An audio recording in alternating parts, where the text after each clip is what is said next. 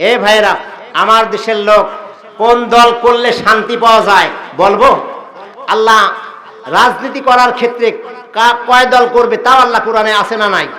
কোরআনে প্রশ্ন করি যে আমরা কোন দলে করব, কোন দলে করলে আসলে শান্তি পাওয়া যাবে, তাও আল্লাহ তাআলা বলতেছেন। আলহামদুলিল্লাহ বলেন, আমাইয়ুতিল্লাহ ওয়ার রাসূলা ফাউলাইকা মাআল্লাযীনা আনামাল্লাহু আলাইহিম মিনান নাবিয়্যিনা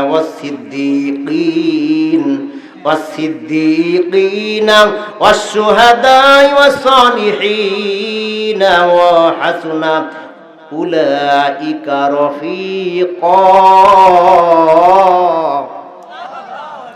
চার দল। কয় দল?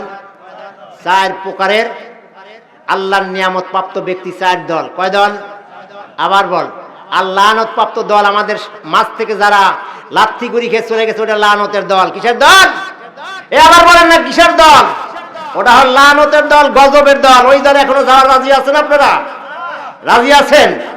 যদি যান, লানত গলায় নিয়ে ফিরতে হবে দুনিয়াতে আর আখিরাতে, যেটা আল্লাহ তাআলা বলছেন সাইয়াতি ইয়াকুল্লাহু কিফলুম মিনহা। যারা আমিলিক করেছে, পরামর্শ দিয়েছে, আমিলিক এখনো করার চিন্তাই আছে, ওরা জাহান্নামে যাবে। দলিল দিচ্ছি কোরআন থেকে। রাজি নাই আপনারা?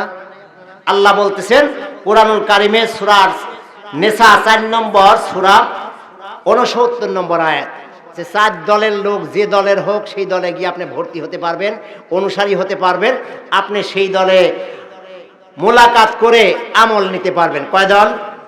1 নম্বর মাইয়ুতি ইল্লাহ ওয়ার রাসূলা। 1 নম্বর আল্লাহ তাআলার ইতাআত করা লাগবে, রাসূলের ইতাআত করা লাগবে, অনুসারী হওয়া লাগবে। আল্লাহু আকবার বলেন। আল্লাহ এবং তার রাসূলের অনুসারী হলে আল্লাহ রাব্বুল আলামিন কি নিয়ামত দিয়েছেন তা আবার বলতেছেন, ফাউলাইকা মাআল্লাযীনা আন'আমাল্লাহু আলাইহিম। আল্লাহু আকবার বলেন। এই সকল লোকেরা হলো নিয়ামত প্রাপ্ত। কি প্রাপ্ত? নিয়ামত প্রাপ্ত, রহমত প্রাপ্ত, ক্ষমা প্রাপ্ত, জান্নাত প্রাপ্ত। আলহামদুলিল্লাহ বলেন। চার প্রকারের লোকদের মধ্যে আল্লাহ রাব্বুল আলামিন বলছে মিনান নাবিয়্যিন। 1 নম্বর হলো নবী আলাইহিস সালাতু ওয়াস সালামেরা। আল্লাহু আকবার বলেন। নবীরা হলো মাসুম, নবীরা কোনো গুনাহ করেন না। আল্লাহু আকবার বলেন। নবীরা কি গুনাহ করেন? নবীরা কি গুনাহ করেন? নবীরা হলো মাসুম, বেগুনাহ। নবীদের দল নবী আলাইহিস সালাতু ওয়াস সালাম 1 নম্বর নিয়ামত প্রাপ্ত। আর-সিদ্দীকিন 2 নম্বর হলো সিদ্দিকিনগণ। সিদ্দিকিন সত্যবাদীগণ। সিদ্দিকদের মধ্যে আবু বকর সিদ্দিক রাদিয়াল্লাহু তাআলা আনহু। আজকে তাফসিরে মাযহারিতে দেখছি এই সিদ্দিকিনের বর্ণনা দেওয়া হয়েছে। তাফসিরে মারিফুল কোরআনও দেখছি, তাফসিরে কাশফের মধ্যে। আলহামদুলিল্লাহ, আপনাদের দুয়ার বরকতে প্রায় 12-14টা তাফসির দেখি, যে আজকে তো আলোচনা করব। আজকে কাল থেকে এই সপ্তাহে প্রায় এমন দিন নাই 2, 4, 6 ঘন্টা 8 ঘন্টা পড়াশোনা করি নাই। আলহামদুলিল্লাহ বলেন। এই পড়াশোনা গাইড ভিত্তিক নিয়েই আমার যেখানে যাই আমার আলোচনা হয়। শুধুমাত্র কেচ্ছা কাহিনী বানোয়াটি কথা বলা আমার জবান থেকে আমি কষ্ট পাই, হয় না। আলহামদুলিল্লাহ বলেন। আসলে কিছু কিছু বক্তা আছে আমাদের দেশে, এই বক্তাগুলো আলোচনা করতে গিয়ে শুধুমাত্র তার ভিউ আর আপনার শুধু আপনার চ্যানেল পাস হওয়ার জন্য, অর্থাৎ প্রসার হওয়ার জন্য শুধুমাত্র হাসিমূলক কিছু কথা বলে। এমন বক্তা একদিন দেখলাম যে 1 ঘন্টা আলোচনার মধ্যে, এই কথাটা হুজুরের সঙ্গে শেয়ার করছি, 1 ঘন্টা শুধুমাত্র গানে গাইছে। নাউজুবিল্লাহ বলে। আল্লাহ পাক আমাদের সকলকে এমন লানত থেকে হেফাজত ফরমান। সকলে বলেন আমিন। তাহলে 1 নম্বর নাবী মিনান নাবিয়্যিন, 2 নম্বর হলো সিদ্দিকিন। সিদ্দিকিন হলো তারা হযরত আবু বকর, ওমর, সাহাবায়ে কেরাম। সিদ্দিকিনেরা হলো হাদিসের ভাষায় আসছে, হযরত হারেসা রাদিয়াল্লাহু তাআলা আনহু বর্ণনা করেছেন, আনতা আবুদাল্লাহ কান্নাকা তারাহু ফাইন লাম তাকুন তারাহু ফাইন্নাহু ইয়ারাকা। আল্লাহু আকবার বলেন। সিদ্দিকিন হলো তারা যারা নামাজে দাঁড়ায়, নামাজে দাঁড়ানোর পরে হযরত আলী বর্ণনা করেছেন, ও লোকেরা, ও নবীজির সাহাবীরা, তোমরা কি আল্লাহকে দেখেছো নাকি? কি আপনারা দেখেছেন? এই পঞ্চকোশীর মানুষ কি আল্লাহকে দেখেছেন? বুখারীর হাদিস, যে হাদিসটা পড়েছি, আল্লাহ রাসূল বলেন ওয়াকালান নবী সাল্লাল্লাহু আলাইহি ওয়াসাল্লাম আনতা আবুদুল্লাহ কাআন্নাকা তারাহু ফাইন লাম তাকুন তারাহু ফাইন্নাহু ইয়ারাকা। আল্লাহু আকবার বলেন, যদি তুমি মনে করবা তুমি আল্লাহকে দেখতেছো, আলহামদুলিল্লাহ বলেন, আল্লাহকে যদি দেখতে না পাও তাহলে মনে করবা আল্লাহ তোমাকে দেখতেছেন। আলহামদুলিল্লাহ বলেন, কে দেখতেছেন? আল্লাহ আমাকে দেখে কিনা? আপনি যেখানে সেজদা দেন আর রুকু দেন, আল্লাহ দেখে কি দেখে না? ও মুসলমান ভাইরা, মসজিদ দেখলাম সুরঞ্জে রঞ্জিত, সুন্দর টাইলস দ্বারা সাজানো। আমরা মনে করি টাইলসের ওপর দামি যায় নামাজে সিজদা দেই। এই ঠান্ডা পানি দ্বারা আল্লাহর কুদরতি পা যখন দুটি সিজদা দেন, আল্লাহ আরশে আজিম থেকে বসে বসে বান্দার ওপর রহমতের চাদর বিছায় দেয়। এটা আপনার চান? জিকির করি লা ইলাহা সুবহানাল্লাহ আলহামদুলিল্লাহ আল্লাহু আকবার লা ইলাহা। আমাকে শহীদ করে সেই মিছিলে শামিল করে নিও। আমিন বলেন। আমাকে শহীদ করে সেই মিছিলে শামিল করে নিও। আমিন বলেন। যেই মিছিলের নেতা আমির হামজা খোবায়েব খাব্বাব আল্লাহর কাছে তারা অতি প্রিয়, শামিল করে নিও, শামিল করে নিও। আমাকে শহীদ করে সেই মিছিলে শামিল করে নিও। আমিন বলেন। আপনাদের সে তামান্না নাই? তামান্না নাই? আমিন বলেন। সবাই বলেন, সবাই বলেন আমিন। মুসলমান ভাইয়েরা আমার, বন্ধুরা আমার, আল্লাহ রাব্বুল আলামিন কোরআনুল হাকিমের মধ্যে বলতেছেন, ইয়া আইয়ুহান নাবিয়্যু জাহিদিল কুফফার ওয়াল মুনাফিকিনা ওয়াগলুজ আলাইহিম ওয়া মাওয়াহুম জাহান্নাম ওয়া বিইসাল মাসীর।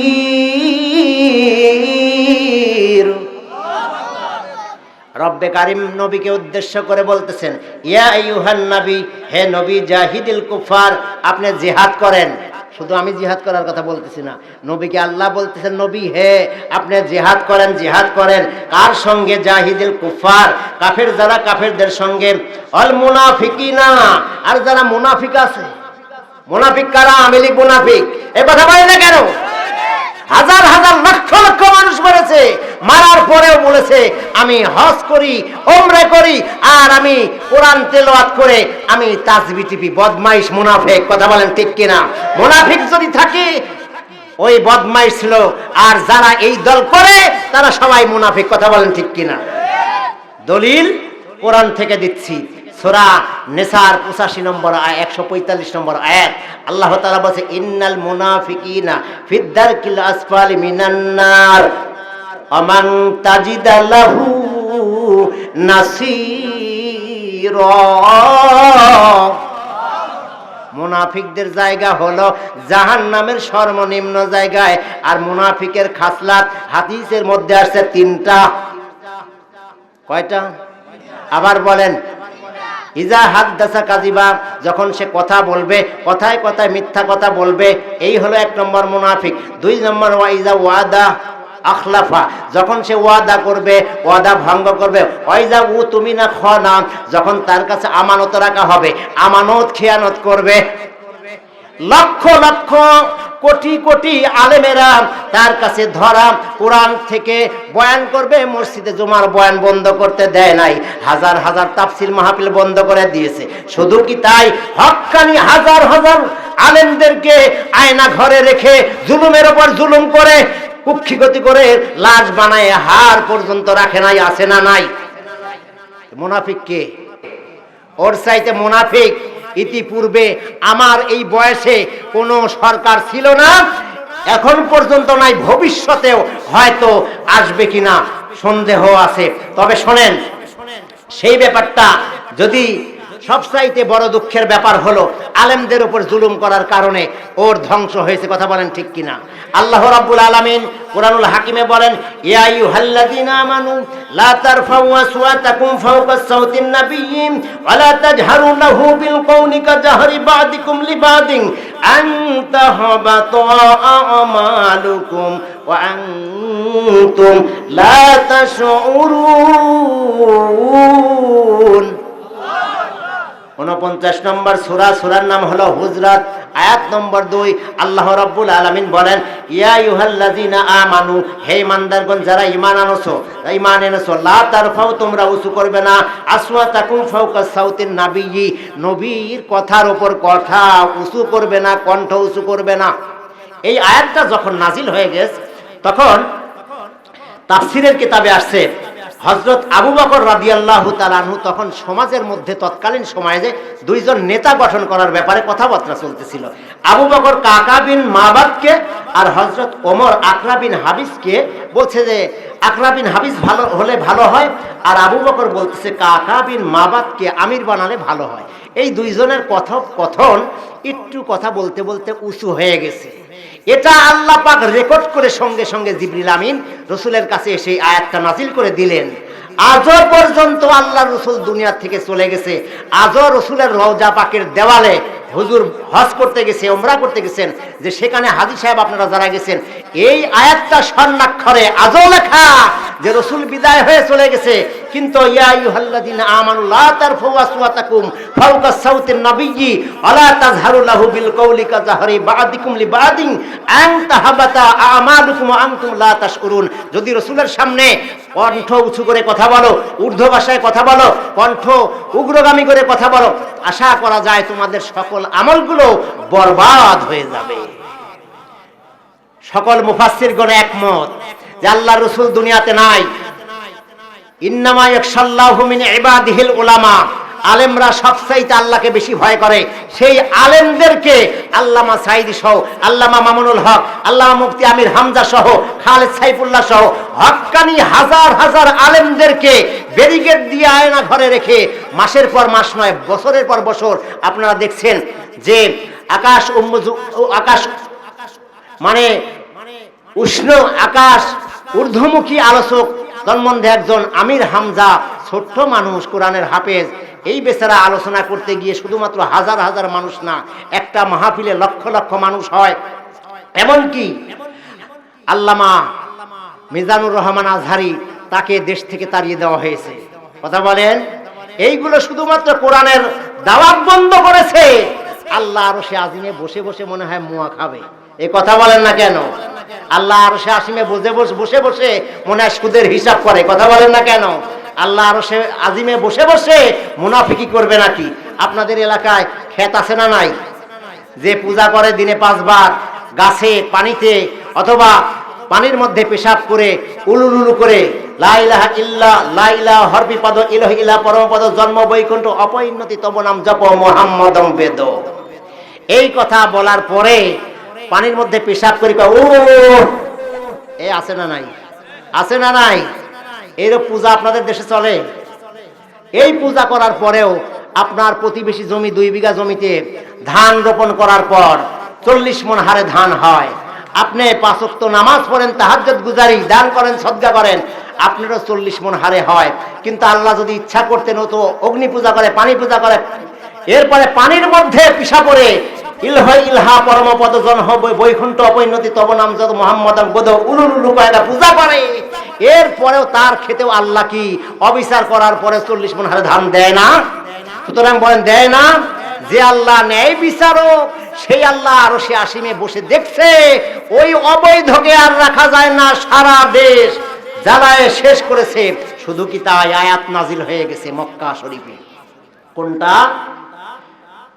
ওয়ামা লাকুম লা তুকাতিলুনা ফি সাবিলিল্লাহ ফি সাবিলিল্লাহি ওয়াল মুস্তাদআফিনা মিনার রিজালি ওয়ান নিসাই ওয়াল উইলদানিল্লাযিনা ইয়াকুলুনা রাব্বানা রাব্বানা আখরিজনা মিন হাযিহিল ক্বরিয়াতি যালিমি আহলুহা ওয়াজআল লানা মিন লাদুনকা ওয়ালিয়্যান ওয়াজআল লানা মিন লাদুনকা নাসীরা। কোরআনুল কারিমে সূরা নিসার ৭৫ নম্বর আয়াত নাজিল হয়ে গেল। নির্যাতন হচ্ছিল মক্কাতে। মক্কায় আল্লাহ রাসূল দীর্ঘদিন থাকার পরে নিপীড়িত, নির্যাতিত, অবহেলিত, রাত্রিবেলা আল্লাহর কাছে দোয়া করলেন, আরশের মালিক, মক্কার লোকেরা আমাকে অত্যাচার করে শেষ করে দিল, স্টিম রোলার চালিয়ে আমাকে আর থাকতে দিচ্ছে না, হে আরশের মালিক আমি কি করব? আল্লাহ পাক আয়াত নাজিল করে দিলেন যে সেই সময়ের কথা, ওমা লাকুম, তোমাদের কি হলো যে লা তুকাতিলুনা ফি সাবিলিল্লাহ, আল্লাহর রাস্তায় তোমরা জিহাদ করতেছ না, আল মুস্তাদআফিনা মিনার রিজালি ওয়ান নিসা, অথচ দুর্বল পুরুষ, দুর্বল নারী, ওয়ালিল দান এবং দুর্বল শিশু, আল্লাযিনা যারা ইয়াকুলুনা, তারা বলতেছে, রব্বানা, হে আমাদের প্রভু, আখরিজনা, বের করে দেন, মিন হাযিহিল করিয়া, এই জালেম শাসক থেকে, এই জালেম শাসক থেকে আমাদেরকে বের করে দেন, আহলুহা ওয়াজআল্লানা, হে প্রভু, হে আরশের মালিক আপনি বানায় দেন, মিল্লাদুনকা ওয়ালিয়ান, আমাদের জন্য একজন অভিভাবক পাঠিয়ে দেন, ওয়াজআল্লানা মিল্লাদুনকা নাসিরা, আর আমাদেরকে একজন সাহায্যকারী বানায় দেয়। আমরাও এই দোয়া বাংলাদেশে বসে বসে করেছি কিনা? এই অত্যাচারী শাসক থেকে মুক্তি দাও আল্লাহ, জালেম সরকার থেকে মুক্তি দাও আল্লাহ, অবৈধের কাছ থেকে মুক্তি দাও আল্লাহ, এই বদমাইশের কাছ থেকে কোরআনের দাওয়াত প্রচার করার জন্য হক কথা বলার সুযোগ দাও। কিন্তু আল্লাহ কবুল করেছেন কিনা? ওই সময় আল্লাহ রসুলের জমানায় মক্কা মদিনায়, মক্কার থেকে দোয়া কবুল হয়ে গিয়েছিল। আল্লাহ রসুল মক্কা ছেড়ে মদিনায় চলে গেলেন। আয়াতটা মক্কায় একটা আয়াত মাত্র নাজিল হয়েছে, কিন্তু মা আয়েশা সিদ্দিকা বর্ণনা করেছেন এই আয়াত এবং ৭৬ নম্বর আয়াত। সেটা কোনটা? আল্লাযীনা আমানু ইউকাতিলুনা ফি সাবিলিল্লাহি ওয়াল্লাযীনা কাফারু ইউকাতিলুনা ফি সাবিলিত তাগুত ফাকাতিলু আউলিয়াশ শাইতান ইন্না কাইদাশ শাইতানি কানা দাঈফা। আল্লাহু আকবার বলেন। আয়াত নাজিল হয়ে গেল। আয়াতটা কি? আল্লাযিনা যারা আমানু, যারা ঈমানদার। আমরা ঈমানদার না কাফের? এ বলেন আমরা ঈমানদার না কাফের? যারা ঈমানদার তারাই ইউকাতিলুনা ফি সাবিলিল্লাহ, আল্লাহর রাস্তায় জিহাদ করে। ওয়াল্লাযিনা কাফারু, আর যারা কাফের তারাও জিহাদ করে। ইউকাতিলুনা ফি সাবিলিত তাগুত, এরা জিহাদ করে বাবার আইন নিয়ে। কার আইন নিয়ে? বাবার আইন নিয়ে জিহাদ করে। এরা জিহাদ করে দাদা বাবুর, ভারতের দাদা বাবুর আইন নিয়ে। এরা মায়ের আইন বাস্তবায়ন করে, আর আমরা আইন বাস্তবায়ন করি আল্লাহর। কথা বলেন ঠিক কিনা? এরপরে আল্লাহ বলছেন ফাকাতিলু আউলিয়া শাইতান, নিশ্চয়ই ফাকাতিলু, তোমরা জিহাদ করো, আউলিয়া শাইতান, শয়তানের বন্ধু যারা, শয়তানের অভিভাবক যারা, ইন্না কাইদা শাইতান, নিশ্চয়ই শয়তানের চক্রান্ত কানা দাঈফা, শয়তানের চক্রান্ত দুর্বল। আল্লাহু আকবার বলেন। সেই শয়তান নিপাত হোক, আজও হয়ে গেছে, কালো হয়ে গেছে। আল্লাহ রাব্বুল আলামিন ওয়াদা করছেন। কথা বলেন ঠিক কিনা? আল্লাহর ওয়াদা সত্য না ওই অবৈধদের ওয়াদা সত্য? সূরা নূর আল্লাহ রাব্বুল আলামিন বলেন, ওয়াদাল্লাহুল্লাযীনা আমানু মিনকুম ওয়া আমিলুস সালিহাতি লা ইয়াস্তাখলিফান্নাহুম ফিল আরদ কামাস্তাখলাফাল্লাযীনা মিন ক্বাবলিকুম ওয়া লা ইউমাক্কিন্নাকুম ফিল আরদ কামাস্তাখলাফাল্লাযীনা। আল্লাহু আকবার বলেন। আল্লাহ সূরা নূরের ৫৫ নম্বর আয়াত নাজিল করে দিলেন, আমি ওয়াদা করতেছি যে এই দেশে, এই বাংলাদেশ নয়, আল্লাহ তাআলা গোটা বিশ্বে আমাদের সিরিয়ার বিজয় আপনারা শুনেছেন, শোনেন নাই? সিরিয়ায়, সেটা হলো সিরিয়ার দেশে দীর্ঘদিন হাফিজ আল বাশার, এই বদমাইশ ছিল স্বৈরা শাসক। ৩০ বছর কাল, কয় বছর? ৩০ বছর কাল স্বৈরা শাসক, গায়ের জোরে শাসক করেছিল। এরপরে তার ছেলে ছিল অবৈধ, এই বাশার আল আহাদ নাকি নাম, বাশার আল আসাদ, এও আরো ২৪ বছর, এই সব মিলে ৫৪ বছর স্বৈর শাসক করে এই যে কয়েকদিন আগে আল্লাহ তাআলা ঘাট ধাক্কা দিয়ে অবৈধদেরকে ফেলায় দিয়েছেন। কথা বলেন ঠিক কিনা? শুধু কি তাই? সেই সময়ের কথা, মিশরের প্রেসিডেন্ট স্বৈরা শাসক বাদশাহ জামাল নাসের, আপনার যুগ যুগ ধরে অবৈধ স্বৈর শাসক ছিল। এরপরে তৎকালীন সময়ে একজন যোগ্য ব্যক্তিত্ব সৈয়দ শহীদ কুতুব, যিনি তার ফি জিলালিল কোরআন তাফসিরের লেখক, এই তাফসিরের লেখক আল্লামা শহীদ কুতুবকে বারবার জুলুম নির্যাতন করে জেলখানায় বন্দী রাখছিলেন। বছরের পর রাখার পরে সে যখন আর দুর্বল হয় না, আল্লাহর ওলি জেলখানার মধ্যেই আল্লাহর ওলি হয়ে থাকে। এরপরে সিদ্ধান্ত হলো যে এই মুহূর্তে যদি শহীদ কুতুবকে আমি শাস্তি দিয়ে মারতে চাই, আর একটা চক্রান্ত করলো। সেটা কি চক্রান্ত? সে বলল যে জেলখানার মধ্যে 10টি খেপা কুকুর পাঠিয়ে দেব। এরপরে কুকুর যখন কামড়িয়ে টুকরা টুকরা করে খান করে খেয়ে ফেলবে, তাহলে আমার মনের প্রশান্তি নিবারণ হবে। নাউজুবিল্লাহ বলেন। এরপরে স্বৈর শাসক বাদশাহ জামাল নাসের যখন এই সিদ্ধান্ত হলো 10টা খেপা কুকুর জেলখানার মধ্যে আটকিয়ে রাখলো, এরপরে সকল তাফসীর কারকগণ একমত, ঐতিহাসিকগণ একমত, ইতিহাস লিখলেন যে তৎকালীন সময়ে বাদশাহ জামাল নাসেরের খেপা কুকুর একটাও খেপা কুকুর হয় নাই। সব খেপা কুকুরগুলো ভালো হয়ে আল্লাহর কুদরতি জমিনে সিজদা দিয়ে আল্লামা শহীদ কুতুবকে পাহারা দিয়েছে। একটা জিহবা দিয়েও আঘাত করে নাই। বারবার মাথা নত করে আল্লাহর কুদরতি জমিনে সিজদা দিয়ে দেখাইছে আল্লাহর ওলি শহীদ কুতুব, একে দংশন করা যাবে না। আল্লাহু আকবার বলেন। এই জন্য আল্লাহ বলছেন ওয়াকানা হাক্কান আলাইনা নাসরুল মুমিনিন। মুমিনদের সাহায্য করার দায়িত্ব কার? আবার বল, মুমিনদের সাহায্য করার দায়িত্ব কার? আল্লাহর। সুতরাং ভাইয়ের আমার, বন্ধুরা আমার, দল যদি করেন 4টা দল করবেন। কয় দল? 1 নম্বর নবীর দল, মিনান নাবিয়িনা ওয়াস সিদ্দিকিন, সাহাবায়ে কেরাম সিদ্দিকিন যারা ছিল তাদের দল করা লাগবে। ওয়াস শুহাদা, সাহাবীদের মধ্য থেকে। ও আমার যুবক ভাইয়েরা, বিশেষ করে যুবকদের ভূমিকা এখানে অনেক, বিশেষ করে যুবকদের ভূমিকা অনেক। তোমাদের মতো একজন যুবক ছিল তৎকালীন সময়ে আরব দেশের মধ্যে। বুখারীর মধ্যে আছে হযরত মাসআব বিন উমাইর, এক বাবার এক সন্তান। আলহামদুলিল্লাহ বলেন। মাসআব বিন উমাইর এমন দামি দামি পোশাক পরতো, এমন দামি দামি খাদ্য খেত, কারণ এক বাবার এক সন্তান, কোটিপতি লাখপতি এমন সম্পদওয়ালা সন্তান। মাসআব বিন উমাইর কোনো একদিন খবর পেল ওই মক্কা থেকে একজন মহিষী ব্যক্তিত্ব, সে মুহাম্মাদুর রাসূলুল্লাহ আসছে। আসার পরে শুধুমাত্র কালেমা ইয়া আইয়ুহান নাস কুলু লা ইলাহা তুফলিহুন, এই কথা বলে দাওয়াত দেয়। ও মানুষেরা, তোমরা কালেমার দাওয়াত গ্রহণ করো। আল্লাহ ছাড়া কোনো প্রভু নাই, মালিক নাই, শান্তি দেওয়ার মালিক তো আল্লাহ। এই দাওয়াত শোনার পরে মাসআব বিন উমাইর শুনেছে, যাওয়ার পরে এরপরে ইসলাম গ্রহণ করেছে। বাড়িতে সংবাদ সরে গেল। এরপরে বলল যে মাসআব বিন উমাইর আল্লাহ রসুলের দরবারে চলে গেছেন। যাওয়ার পরে সে ইসলাম গ্রহণ করেছে। এই খবরটা মা শোনার পরে বাবা মা সহ তার উপরে জুলুম করলো।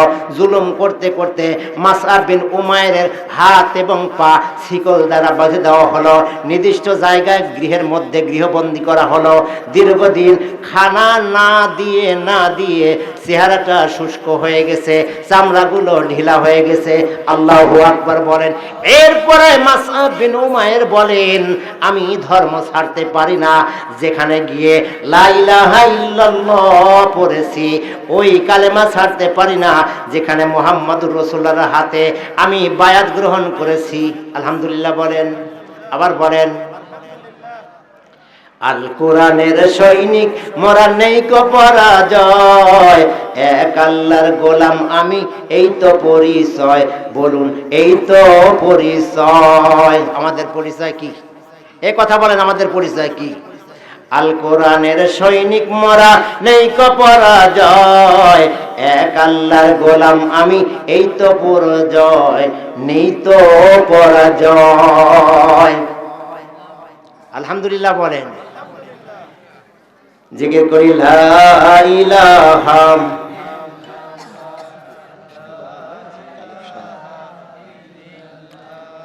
লা ইলাহা, জোরে লা ইলাহা, সুবহানাল্লাহ আলহামদুলিল্লাহ, আল্লাহু আকবার, লা ইলাহা ইল্লাল্লাহু মুহাম্মাদুর রাসূলুল্লাহ সাল্লাল্লাহু আলাইহি ওয়াসাল্লাম। এই জন্য বাবারা, আমার বাবারা, সোনার বন্ধুরা আমার, মাসআব বিন উমাইর যখন বাড়িতে এই জুলুমের মুখে গৃহবন্দী করে রাখলেন, শিকল দিয়ে হাত পা বেঁধে রাখলেন, মা শুধুমাত্র জানে বেঁচে থাকার জন্য দিনে একবার বা দুইবার হালকা কিছু খানা দেয়। এই অবস্থা জীর্ণ স্বর্ণ যখন হয়ে গেল, ছলে বলে কৌশলে আল্লাহ তাআলা কুদরতি কামিয়াব দ্বারা শিকল থেকে খোলার ব্যবস্থা করে দিতে পারে কি পারে না? কোনো এক সময় একদিন শিকল খুলে গেছে। মাসআব বিন উমার মক্কা ছেড়ে এরপরে দারুল আরকামে চলে গেছে। দারুল আরকাম থেকে সেখান থেকে মদিনায় চলে গেছে। যাওয়ার পরে বলতেছেন, ইয়া রাসূলুল্লাহ, আমি তো সেই নবী, আমি তো আপনার সাহাবী, আমার নাম হলো মাসআব বিন উমাইর। কি নাম? মাসআব বিন উমাইর। ইয়া রাসূলুল্লাহ, ইয়া হাবিবাল্লাহ, আমি কালেমা গ্রহণ করেছি। আমার বাবা মা আমার থেকে আমাকে খাদ্য না দিয়া আমার জীর্ণ শরীর, আমার শরীরটা দেখেন। আল্লাহ রাসূল, বুখারীর হাদিসে আসছে, আল্লাহ রাসূল মাসআব বিন উমাইরকে যেদিন দেখেছেন, দেখার পরেই চেহারা দেখে আল্লাহ রাসূল চোখ বেয়ে পানি ঝরঝর করে পড়তেছে। ও মাসআব বিন উমাইর, তুমি কি এইটা বাবের সম্পদ, বাড়ি গাড়ি সব বিলাসবহুল গাড়ি সম্পদ আর পোশাক ফেলে তুমি কি মদিনায় আসলে আমার এই কালেমা গ্রহণ করার জন্য? এরপরে আল্লাহ রাসূল সাল্লাল্লাহু আলাইহি সাল্লাম মদিনায় থাকতে হঠাৎ করে কে যেন এমন সময় আহ্বান করলো, ইয়া রাসূলুল্লাহ, উহুদের যুদ্ধ সংগঠিত হবে। সংগঠিত হবার পরে আল্লাহ রাসূল বললেন, মাসআব বিন উমাইর, উহুদের দামামা বেজে গেছে, তুমি কি উহুদের ময়দানে যুদ্ধ করতে যেতে পারবা? আল্লাহ রাসূলের সাহাবী মাসআব বিন উমাইর বলে, ইয়া রাসূলুল্লাহ, যে কষ্ট করে বাড়ি গাড়ি সম্পদ বাড়ি ঘর সব যদি উপেক্ষা করে সব জলাঞ্জলি দিতে পারি, আর আপনি আমার এই জীবনটা যদি আল্লাহর রাস্তায় উহুদের ময়দানে আপনার কালেমার জন্য যদি দিতে না পারি, এ জীবনে বেঁচে থেকে লাভ কি? কথা বলেন ঠিক কিনা? এমন সময় চলে গেলেন, উহুদের যুদ্ধের মধ্যে অনেক সাহাবীরা শাহাদাত বরণ করলেন।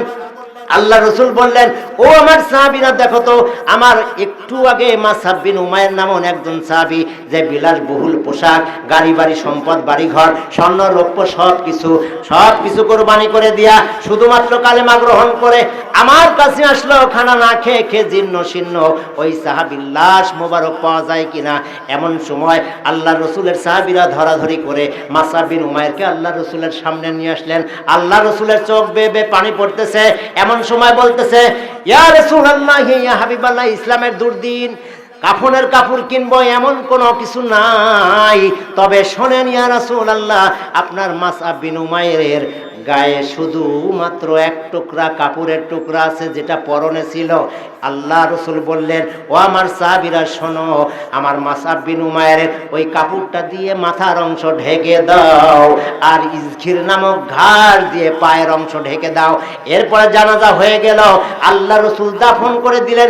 বলেন তো, যদি শুধুমাত্র আল্লামা সাঈদী যদি বাড়ি গাড়ি সম্পদ, ঢাকার বাড়িতে গাড়ি, বিদেশের বাড়িতে গাড়ি চেতেন, কথা বলেন দিত কিনা নাস্তিকেরা?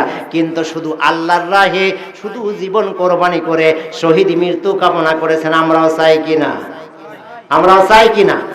কারা কারা চান তারা হাত তুলে আল্লাহকে দেখান, আল্লাহ আমাকে শহীদ, আমার একটি স্বপ্ন পূরণ করো, ও গো দয়াময়, তোমার পথে শহীদ হয়ে জীবন যেন যায় আমার, তোমার পথে শহীদ হয়ে জীবন যেন যায় আমার, একটি স্বপ্ন পূরণ করো, ও গো দয়াময়, তোমার কালাম বলতে গিয়া, তোমার পথে থাকতে গিয়া মরণ যেন হয় আমার, মরণ যেন হয়। দিন কায়েমের জন্য যদি জীবন দিতে হয়, এমন মরণ দাও গো প্রভু, ও গো দয়াময়, ও গো দয়াময়। দিন কায়েমের জন্য যদি জীবন দিতে হয়, এমন জীবন দাও গো প্রভু, এমন মরণ দাও গো প্রভু ওগো দয়াময়। আমিন বলেন সবাই, আমিন বলেন, আবারও বলেন আমিন। সম্মানিত ভাইয়েরা, বন্ধুরা আমার, সম্মানিত ভাইয়েরা, এই জন্য আমরা ইন্না কাইদার শাইতান, শয়তানের দল হলো দুর্বল। আবু জেহেল মারা গেল, মারা যাওয়ার পর আল্লাহ রসুল সতর্ক করে দিলেন, এই শোনো, আবু জেহেল কিন্তু মারা গেছে, আবু সুফিয়ান কিন্তু মরে নাই। কথা বলেন, আমাদেরও আবু জেহেল কিন্তু পালাতক, আবু সুফিয়ানের জাতি আবার মাথা ছাড়া দিয়ে উঠবে। খবরদার, আবু সুফিয়ানের জাতি, আবু সুফিয়ানের দল যারা আছে, প্রত্যেকের যার যার যেখানে সামর্থ্য আছে সেখান থেকে সকলকে ঘায়েল করার চেষ্টা করা লাগবে। এটা হলো ইমানের দাবি। কিসের দাবি? আবার বলেন কিসের দাবি? ইমানের দাবি। সুতরাং আমি আপনি সকল ক্ষেত্রে একটা যুদ্ধের কথা, যেটা যেটা শুধু আমাদের মুসলমান ধর্মের মধ্যে নয়, হিন্দু ধর্মের মধ্যেও দেখেন ওই মানে যুদ্ধের কথা তারা স্বীকার করে নেয়। 1952 সালে বেদ কিতাবের মধ্যে বর্ণিত হিন্দু জাতিদের মন্ত্র, তারা বলতেছে, জবা কুসুম শঙ্কা সুম কাশ্যং পিয়ং নাশং উসমণ্ড জয় জয় সম্বয় সম্বয় সব মুক্তা নাশং চাহা রাম রাম কৃষ্ণং রাধা ভগবান রাধাপতি উলহ উলহা উল। বুঝলেন মনে হয় কিছু? বুঝলেন? এখন ব্যাখ্যা শোনেন। ওই সময়ের জাতি তারা বলতেছে, হিন্দু জাতিরা বলতেছে, আমরা হিন্দু জাতি, আমরা গীতা পাঠ করে সারা দেশের মানুষদেরকে, মনীষীদেরকে বলে যাচ্ছি, আমরা হিন্দু জাতি বলে ওই ধর্মের কথা, সেই ধর্মের পক্ষে স্বীকৃতি প্রদান করলাম। যে ধর্ম এমন একটা ধর্ম, সেই মহীয়সী ধর্ম, উল্লেখযোগ্য সুনামধন্য ধর্ম, মুসলমানগণ জিহাদে যাবে, মুসলমানদের সংখ্যা হবে লঘু, অল্প সংখ্যক, মাত্র 313 জন, কাফেরেরা হবে বেশি। মুসলমানদের মুদার প্রান্তরে সৈন্য সংখ্যা ছিল মাত্র 30,000, আর হিরাক্লাস সম্রাটের সংখ্যা ছিল 1 লক্ষ, কিন্তু বিজয় লাভ করেছিল শুধুমাত্র মুসলমানদের। এই জন্যই আল্লাহ পাক আয়াত নাজিল করে দিলেন, ওয়ালা তাহিনু ওয়ালা তাহজানু ওয়া আনতুমুল আ'লাউনা ইন কুনতুম মুমিনিন।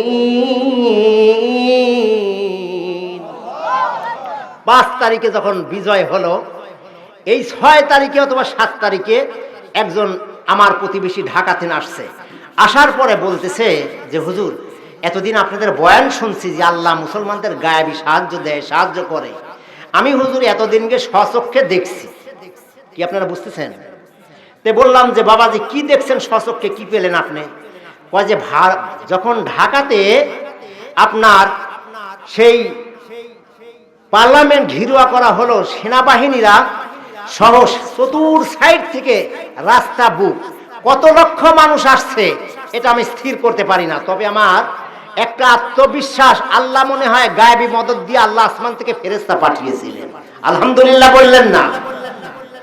মুসলমানদের সাহায্য করেন আল্লাহ, যখন তখন আল্লাহ গায়েবী মদদ দিয়ে সাহায্য করেছেন। বদরে করেছেন, উহুদে করেছেন, খন্দকে করেছেন, মুতার প্রান্তরে করেছেন। এই বিজয়টাও হুজুরের জবান থেকে, হুজুর আমার অফিসে গিয়ে বারবার বলছেন, মূল কথা হলো আল্লাহর গায়েবী সাহায্য। আলহামদুলিল্লাহ বলেন। ছাত্র জনতা ওটা একটা ওসিলা। সুতরাং জামাত সংগ্রাম করেছে, দীর্ঘদিন রক্ত দিয়েছে। এই রক্তের বিনিময়ে এই রক্ত তাজা টকবক করে জমিনে গিয়ে জীবিত আছে। এই রক্ত পচে নাই, গলে নাই, যেটা কোরআন থেকে আমি দলিল দিয়েছি। আপনাদের কথা বলেন ঠিক কিনা? সুতরাং এই রক্তের কারণে আজ হোক টুডে অ্যান্ড টুমরো, আজ হোক কাল হোক, সামনের পতাকা ইসলামের পথ পথ করে জ্বলতেছে, যেটা আমি আমার হামদের মধ্যে, আমার ইসলামী গানের মধ্যে বলেছি। পথ পথ করে জ্বলবে সামনে। ইসলামে রাজ প্রতিষ্ঠিত হোক, সমাজে রাজ প্রতিষ্ঠিত হোক, আপনার মসজিদে আয় কোরআনের রাজ প্রতিষ্ঠিত হোক, সমাজে কোরআনের রাজ প্রতিষ্ঠিত হোক, পার্লামেন্টে সুদ ঘুষ সকল প্রকার অন্যায় অবিচার আপনি নির্দ্বিধায় আল্লাহ রাসূল সাল্লাল্লাহু আলাইহি সাল্লামের কাছে সাহাবী খাব্বাব বিন আরদ আসলেন। আসার পরে বললেন, ইয়া রাসূলুল্লাহ আলা লা তাদউ লানা, ইয়া রাসূলুল্লাহ আলা লা নানসুরানা, ইয়া রাসূলুল্লাহ, হে আল্লাহর রাসূল, আপনি কি আমাদের জন্য দোয়া করবেন না? আমরা তো মার খেতে খেতে শেষ হয়ে গেলাম। আল্লাহ রাসূল তখন দোয়া করতেছিলেন, ও আমার সাহাবায়ে কেরাম, ও খাব্বাব শুনে রাখো, তোমাদের পূর্বের জাতিগুলোকে এমন শাস্তি দেওয়া হতো, তাদেরকে সামনে ধরে আনা হতো, মাথার উপর করাত রাখা হতো, করাত দিয়ে দুটি ভাগ করে দুই দিক পৃথক করা হতো, লৌহের চিরাই দ্বারা এমন ভাবে গোস্ত আর হাড়গুলো পৃথক করা হতো। বারবার গোস্ত একদিকে আর চামড়া, গোস্ত একদিকে আর হাড়গুলো একদিকে পৃথক করার কারণে তারা কখনো দিন থেকে বিরত হয় নাই, দূরীভূত হয় নাই। তোমরা বড্ড পারাপারি করতেছ, তোমরা খুব জলদি করতেছ। ও খাব্বাব, ধৈর্য ধারণ করো, এমন একটা সময় আসবে সানা থেকে হাজরা মাউত পর্যন্ত মানুষ অনায়াসে চলে যাবে, কোনো শত্রু এমনকি কোনো বাঘ কোনো ছাগলকে পর্যন্ত আক্রমণ করবে না। আলহামদুলিল্লাহ বলেন, এমন একটা সময় আসবে হাতছানিদের সামনের বাংলাদেশ, সকল ভণ্ডর দেশ শেষ, সকল ভণ্ডর দেশ শেষ, সামনে আসবে কোরআনের দেশ। আলহামদুলিল্লাহ বলেন, সামনের দেশ কিসের দেশ? সবাই বলেন, সামনের বাংলাদেশ কোরআনের দেশ, কোরআনের দেশ, সামনের বাংলাদেশ কোরআনের দেশ, কোরআনের দেশ। আমিন বলেন। সুতরাং সেই কোরআনের দেশ গড়তে গিয়া আল্লাহ রসুল বলছেন, মান বানা লিল্লাহি মাসজিদান বানাল্লাহু লাহু বাইতান ফিল জান্নাহ। যদি কোনো ব্যক্তি মসজিদ বানাতে চায়, মসজিদ বানায়, আল্লাহ রাব্বুল আলামিন তাকে জান্নাতের মধ্যে আল্লাহ তার ঘর বানায় দিবেন। আমিন বলেন। আবারও বলেন আমিন।